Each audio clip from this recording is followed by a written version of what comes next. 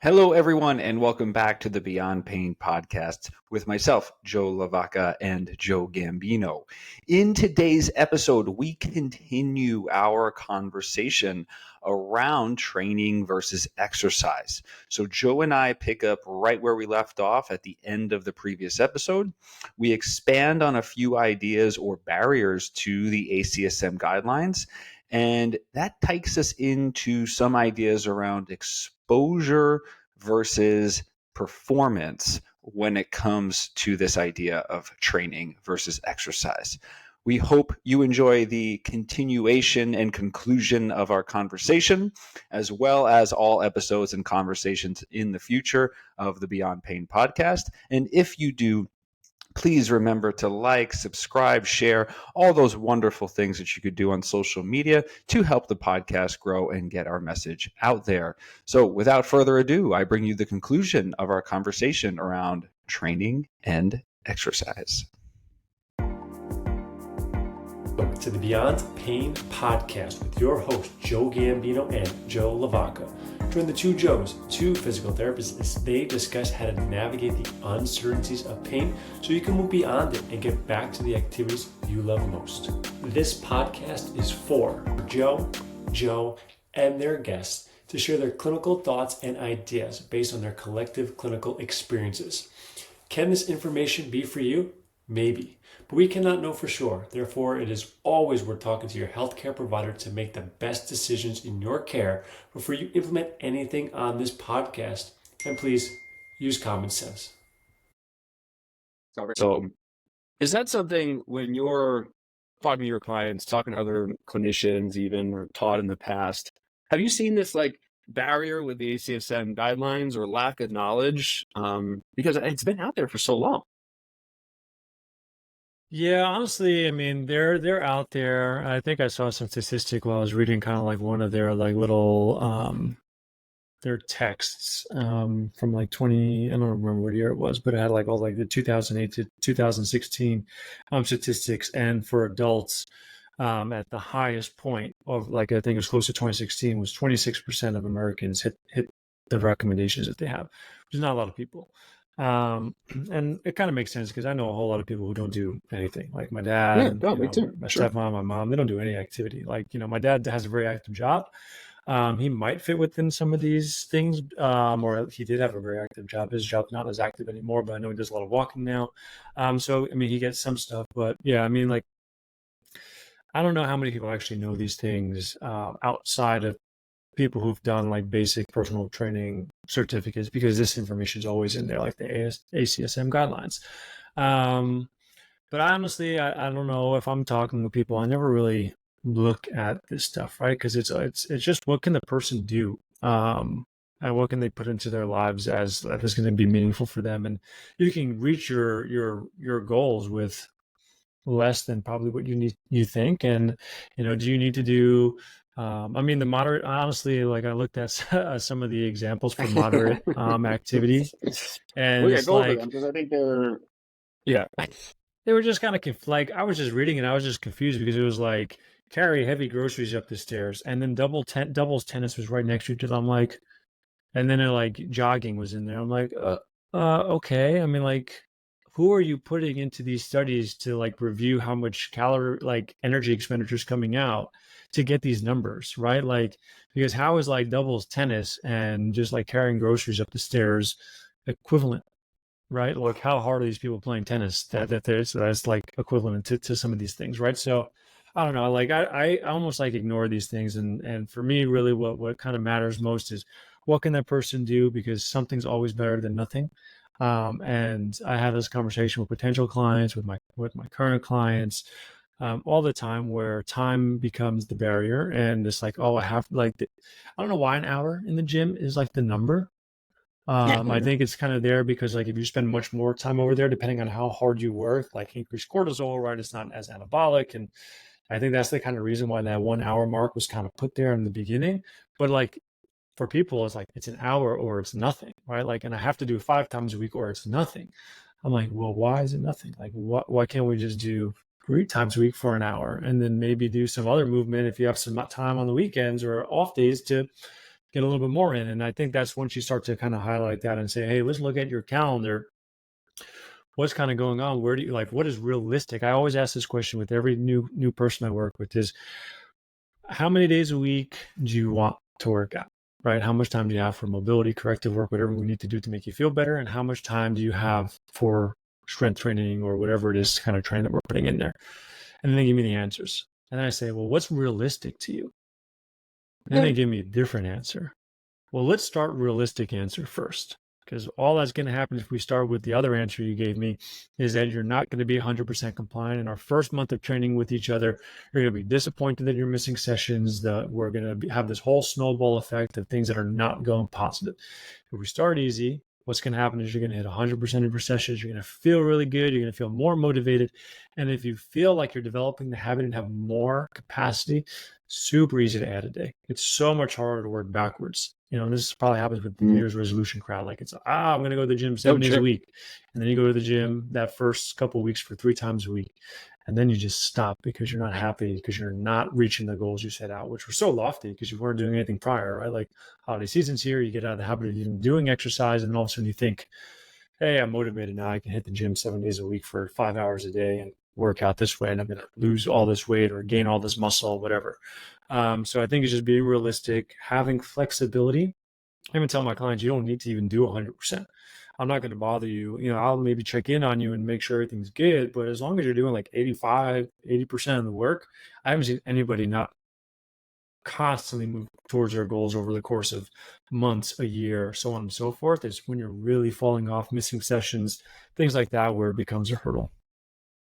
Yeah, I like the way you framed it with people, like almost kind of like starting out big, right? Like I always tell people or start off with questions of like, what do you want from our time together, right? And people will say all sorts of different things. It's strength. I want to live pain-free. I want this. I want that. I'm like, okay, like, adding things to your schedule, right, is going to result in us sacrificing other things, right? So what are you willing to put into the process each week or each day to achieve what you want, right? And then, like to your point, oh, well, I could probably or be willing to do 10, 15, max 30 minutes a day, or I'd really only be able to or willing to maybe do twice a day or twice a week, sorry. And then I'll kind of refocus the conversation and say, okay, well, then based on that, here's the realistic implications for your goals. It's going to take us a lot longer with 10 minutes or 20 minutes a day as opposed to 30 or 45 minutes a day, but that's okay. I just want to make sure that you are aware that the process is what we're after, right? And if we implement the process correctly, that's achievable for you, then the results will come in 2 months or 3 months or 6 months or 8 months or whatever the case is. We just have to hold on to something tangible that makes us realize we're moving in the right direction. Because like you, the saying I have people repeat, right, among others in our first few interactions, is we can always add. It is much harder to subtract, right? And just the same way, using True Coach as an app-based program that I like to put people on, True Coach is not afraid of emailing you every day saying, hey, you missed a workout. Hey, where were you? Hey, this, hey, that. And that could be sort of like motivating for people, like, oh yeah, thanks for that little nudge, True Coach. Or it could be like, oh man, my inbox is really filling up. I had 5 missed workout emails last week. Man, that really sucks. That's a downer. So I think like that idea of what you want, what are you willing, and then what's realistic. I kind of like that process of approach. No, I love that, and I've got that a whole lot. When there's a lot of like not doing it, it can definitely snowball people, and that's why, like, again, right, like setting these realistic expectations, and like when I had Olivia, I didn't work out for a few months probably, and then I just started with 2 days a week, 15 minutes, just kettlebell circuit. And then that allowed me to snowball into 3 days a week, 4 days a week, 30-minute sessions. And now it's to a point where I can do, anywhere between 3 and 5 sessions for a full hour, no problems. Just depends on how busy I am, my traveling, stuff like that. And it's just much better. So start easy because it's so much easier to add than to subtract. And that's probably the biggest takeaway of this episode, honestly. Yeah, absolutely. And I think, one other thing that's probably worth touching on, at least for a little bit, is, again, with this idea of pain, right? I mean, and that's how people are really going to find me and you, at least in the beginning. And I think programming for pain and programming for performance or strength are two very different things. And I think, Ben Cormack and Craig Levinson have really shaped a lot of my views on trying to balance the two. And, taking from Ben's approach of, well, when we're programming for pain, we have to think about graded exposure, right? And these light, repeated stimuli over and over again. And then eventually, as pain diminishes or things just become more tolerable, then that's where we can maybe, amp up some resistance. We can amp up some isometric. We can amp up frequency. We can make it, more difficult in terms of position or things like that. And how I love kind of pairing that with what Craig talks about is, really kind of finding the hardest thing that you do well. Right. So, all right, if squatting is too painful, what else can you do? Right? How else can we train your legs? And even you brought up your deadlifting before. Well, even if you're deadlifting where your back was still going to be problems with a hinge, well, all right, there's still so many ways that we can help you load your hips and move around and think about building up your heart rate, building up some effort, and then giving you those wins. Because I think a big part of, people kind of stuck in pain, and why I do like the ACSM guidelines and why I do try to pay attention to them, or at least push them onto into people's awareness, is a lot of times when people tell me about why they're stuck and the things they're not doing, sometimes you can play the game of well, what's your doppelganger doing, right? Someone who looks just like you, same age, same activity level, maybe has a family, they don't have pain. What's different about their life? Because we all know somebody like that. You said it before, hey, I know a lot of people who do work out, they don't have pain. A lot of people who don't work out, they don't have pain. So what's the difference? Oh, well, so-and-so is a member of a bowling team, and so-and-so is this, and, or they used to work out their whole life. Okay, cool. So they have all these extra little things. Do you have those things, right? And then what can we control in your world to help make you stronger? Because I think, maybe this is, a little bit of a tangent too, but I think, when we say strength and I want to get healthier, these are all things like you and I typically just nod our heads to. A lot of healthcare providers oh yeah, sure, okay, strong, okay, yeah, healthier. Well, what does that actually mean? And working with so many people with pain, what I kind of tell them is, hey, look, the way that I look at strength training is anything that's going to make you or your system more capable of handling stress. Period. Done. We can do that with meditation. We can do that with breath work. We can do that with walking. We can do that with weights. We can do that with stretching. It doesn't matter. But what matters, or at least what I tell them in the beginning, like you said, can we be successful 80, 85% of the time? It doesn't even need to be 100%. So what on this whole long list of options have you tried? Are you willing to try? Can you try? And that, I think, has made my conversation with people in pain a lot easier. So I know you mentioned before, ACSM is not something you typically pay attention to, or maybe bring up. So then what would your kind of philosophy be or fall back on, Joe, when you're thinking about a system or defining strength with people? Is that something that you ever consider also? It's hard because it all kind of comes back to the person's goals. Because in the strength world, right, at the college, and professional, whatever, there are strength metrics in a sense, like how much can you bench, how much can you deadlift. Dan John's really good at having how much can you farmers carry, and a lot of different things, right? How much can you kettlebell swing, stuff like that. And sure, we can have these measures of hey, if you're doing this, you're going to be in a good place from a strength perspective overall. But what if somebody doesn't care? All they want to do is keep up with their kids and be able to play with them and get up and down from the ground, right? They need to get to some of those levels, right? So it's all person specific.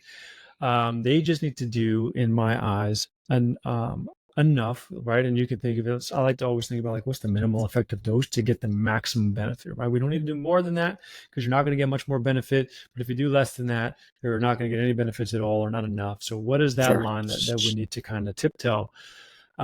that's going to improve your quality of life, that's going to allow you to reach your goals, what's going to move you the needle in the forward direction for you month over month over month over month, without feeling like you're taking a bunch of steps back, without feeling like you're plateauing, things like that. So if I was going to be looking at like that, right, like it's always, you said it before, right, like you with strength, how can you tolerate more stress? I look at it as how can we give your body what it needs to tolerate the demands you want to put on it, and that's the minimum, right? Then from there, right, we can you can work on things that's going to we work to reduce your resting heart rate, all the benefits that cardiovascular training does. You don't need a lot for that stuff. I think the old guidelines, or I don't remember what I was reading, but they're just walking. I don't remember the time or the distance or what it was, but if you walk consistently for some of these, like 30, like it was like 30 minutes a day for X amount of days per week, like there was a huge change and shift in mortality rates when we look down in the future. So you don't really need it to be crazy. I would suggest, just be active and get out of your house and go for walks and exercise and get your heart rate up in any way, shape, or form. I mean, I now know from owning this house that gardening is a lot of work. If you enjoy gardening, go get out there a couple of times a week and pluck some weeds. And I got Bermuda grass, which is the worst thing in the world, that creeps up into all my mulch beds, and pulling that stuff is quite work. So go ahead and do that stuff, because I know a lot of people enjoy gardening, right? And you can get out there, and it is not easy work. It would probably fall actually in the moderate to moderate intensity type of activities. If you're in New York and you have these heavy snows and you have to shovel, that would probably fit into some of that vigorous activity work that you need to do. I would skip the gym that day if I had to, shovel out my garage. I'm not going to the gym that day. I'm chilling. A lot of people do. I'm tired. I'm ready for a nap. I'll be taking a protein shake and passing out on my couch afterwards, right? So, you said before, right, with like all this like time, and like we just need to think of things like, and nothing ever needs to be perfect. It doesn't have to look at the way, like it doesn't need to look exactly how it looks in your head, because it's probably too much or outlandish, or not necessarily what you even need to have progress. And we need to have flexible minds when it comes to programming, how frequent we're in the gym, what happens when we do mess up, right? We skip some time, or it's harder because we have other obligations. There's a lot of things that we can go back here, but I do want to shift, because we can talk about the fitness component forever and ever. And I want to go back to the pain stuff. I'm going to kind of keep the conversation going in that way, because it is different, right? When someone's in pain, training and exercise it's reframed, right? There's nothing different between rehab in my eyes, and I would imagine from hearing you and knowing you that it's the same in your eyes, but there's nothing different between performance training and rehab, right? It's the spectrum of where you are. And what I tell people I work with is that you need, like we're going to find the things that you can do now that don't cause any pain. And that's your training. That's the things that's going to get you stronger and help you reach your fitness goals. That's the stuff. But we need to take the things that you suck at, if you have pain with this or pain with that, deadlift, squat, whatever it is, we need to take a step back now and say, hey, this stuff now is the rehab. It's not your fitness training anymore, right? We need to find your entry point. We need to figure out what's going to kind of stress that tissue enough where it's going to continue to progress. And then as that progresses, we're going to get to a certain point where it becomes fitness again, but you have to have that mental shift. Because if you go into that session, you start feeling good and you're like, let me push it. And then all of a sudden we bump it too hard and you have a flare up. I treat that as a good sign because you're pushing your body, but it's, clear, right? Like this is still in the rehab world and we need to build it up a little bit more. And I personally use, I don't remember what research study I got these pain guidelines from, but I use pain guidelines and I've shifted them into a system called rating of perceived symptom. I don't remember where I got that from either. But pretty much it uses those pain guidelines and gives people an understanding that if you feel this after something, this is what it means. If your pain goes above a 4 or lasts for more than 2 days, it's too much of a stimulus. More often than not, if you continue at that clip, you're probably going to piss things off before you make them better. If it's under a 4, where 1 to 3 goes away within 24 hours, I like that kind of stimulus for people. It means that, sure, you're going to feel some discomfort afterwards. It's not going to be too much. You need to rest, recover, let it come back to baseline. You can get back into your training at that exact same volume, at that exact same intensity. You are not going to progress until you can do that session with none of that pain afterwards. That's your sign to make a 10, 15% bump and see how that feels. And if there's nothing, no pain, no soreness, no nothing, you have free reign to bump it up, do whatever. So if someone's like working with me and like, oh, can I still do this? Try it. Go for it. If it's painful, we'll make a decision. If it's not painful, keep doing it. There's no rule on it because you have pain here. If there's no pain when you perform the activity, right? So that's what I've been utilizing.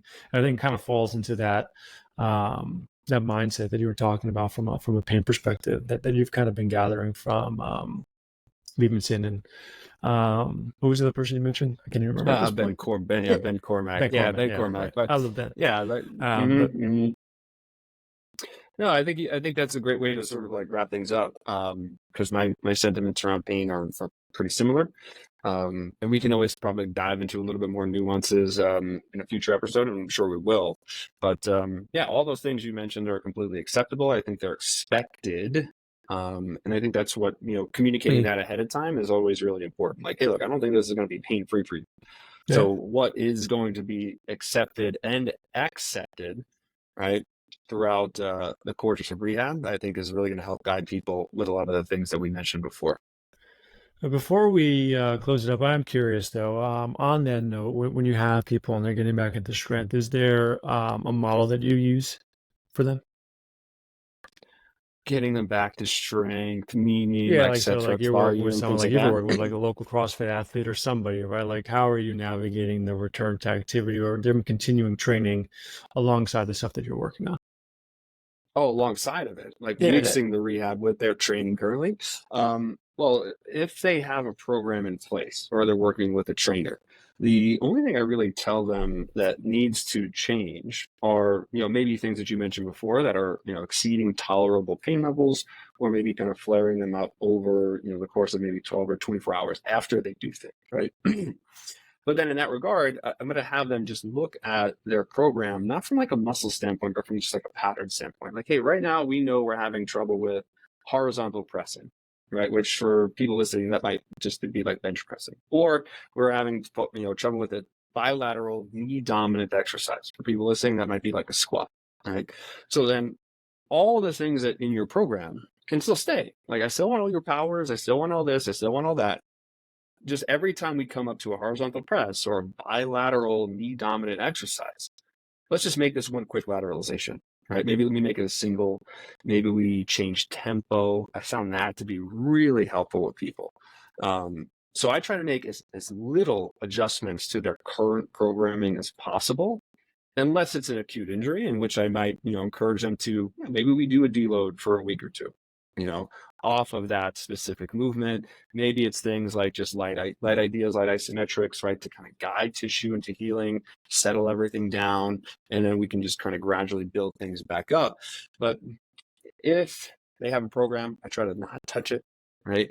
I want them to keep going because chances are they've already made some of those modifications and often too many modifications around pain with their trainer and their current things. So I love just thinking about things in patterns, right? And then just kind of substituting, well, what would you be successful with in this pattern? Or just really simply changing tempo, changing just reps or sets, turning down frequency, or hey, maybe it's just we need to go lighter, right? You can still do all the motions, but it seems like your sensitivity is triggered by weight and progressive weight. So there's something about the intensity of this motion. This has nothing to do with your joint or your muscles or this or that, but we just have to condition this now to either accept more volume, accept more intensity, or maybe temporarily lateralize or regress. But that's sort of how I'll approach it. I do want them to continue their sport as much as they can. If they are not able to, I'm going to encourage them to keep going to CrossFit class, cheer on the sidelines, work on the bike, work on the rower. If they're part of a team, I'm going to tell them to go show up at the games, right? Take their shirts off, paint, their team colors on their chest or on their face, but just stay a part of that whole lifestyle for just as you normally would while you're kind of working on bettering these other issues. I love that. I think that's a great way to kind of close this episode out. And I think there's a lot of kind of takeaways here as far as working through pain and kind of just looking at fitness as a whole and navigating some of the hurdles that people might have, just kind of like sticking with the fitness routine. So I'm excited. I mean, this episode I think is going to be a double episode, just with the length of time here. So it might be 3 and 4. But next episode, we're going to be talking about you, Joe. We're going to be getting into your stories of pain. We're going to be kind of, yeah. We're going to get a little bit of your journey, how you navigate those things, how has it affected your training, stuff like that. So I think that's going to be fun to kind of highlight you, Joey boy. Oh, well, I look forward to being highlighted. I think Courtney would probably vouch for that as well. If you were a highlighter, Joe, what color would you be? Oh, geez. I don't know. I'll just roll with the classic yellow. Although when I am, I don't know. I guess maybe let me change my answer. I'd be green. I don't know why I do green. Just sort of like captures my attention just a little bit more. So that's what I use on all my little articles here on my desktop when I'm highlighting them and stuff. I actually turn the color to green every time. I don't know why I stuck with green. What would you be? The first thing that came to my mind was green as well, but I think from personal usage of highlighters, I think I would go with the hot pink. Personal usage of highlighters. I don't know if I've ever heard that. That's what I use in college. You know, I use the hot pink highlighter more often than not. I love it. All right. Well, until next time, my friend. All right. Well, Joey boy, I love you. Anyone who stuck to the end of both of these episodes, because I don't know if we close out the first one, love you guys as well. Take care, everyone.